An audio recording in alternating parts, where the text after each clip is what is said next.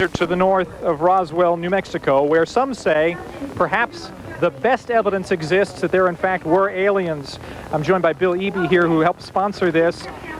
Is there some fear that you trivialize it in some way by goofing around with it, though? Because some people take this very seriously. No, well, some people take it very seriously, but I think it's all a little bit of tongue-in-cheek, isn't it? I mean, don't you think so? I think there are lots of tongues and lots of cheeks here at the moment. That is the latest from here. Just wanted to give you a little flavor of Roswell, New Mexico this evening as the aliens are back in town. Back to you. Thanks, All Jeff. right, Jeff, you never know who you're going to meet out there. They're selling lots of aluminum foil out there. And that wraps up this edition of Prime News. Thanks. Well, while we are receiving transmissions from the Pathfinder and trying to determine if life does or ever existed on the planet Mars, there are many people here on Earth who believe that others from other planets have actually visited here on Earth. And thousands of people turned out in Roswell, New Mexico this week. They are celebrating the 50th anniversary of what some believe was a flying saucer crash in that area. Here's a report on today's events in Roswell, New Mexico. Aliens have taken over Roswell. You know the Gemini twins? From costume competitions to carnivals. With the world's media looking on, this town has become a mecca for UFO seekers, writers, and the just plain eccentric. Many, many towns all over the United States are searching for some type of identity. Roswell's history gave us ours. And Roswell is cashing in. With taxes $527. But most in town like the UFO festival just the way it is and see tourism as Roswell's ticket to the 21st century. It's like any other place. You know, when something exciting happens, there are going to be capitalists that come in and try to find something that's interesting to sell.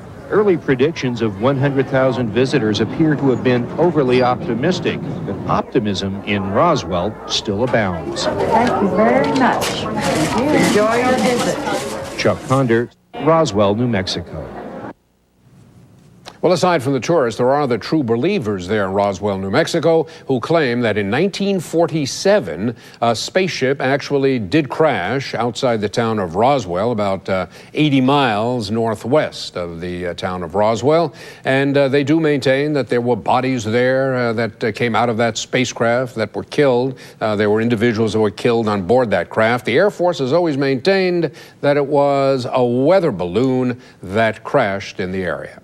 Next up tonight on News at 10. In New Mexico tonight, thousands of humans celebrating the 50th anniversary of an alleged alien encounter. Now, who else? I mean, there's only one person, but Earthman David Garcia, who could join us live from Roswell with more on this one. David. And Bob, they are back. Earlier tonight, huge storm here in Roswell. Rain, thunder, lightning, wind, just like it was 50 years ago when they say something fell out of the sky and crashed. Clear now, and this was the big day here in Roswell. Celebrate, and at all times, keep looking up. It has become something of a shrine. I think the people want to believe. I don't think they want to think that they're the only ones here, that this is the only planet that has people on it, that there is more out there, that we can grow, that we can expand, that there is an excitement about the world beyond. It isn't easy getting to what's supposed to be the UFO crash site in the desert, a land as big and challenging as the mystery. But they came through pillars marking the pathway, sore feet, cactus, fire ants, desert heat, and all.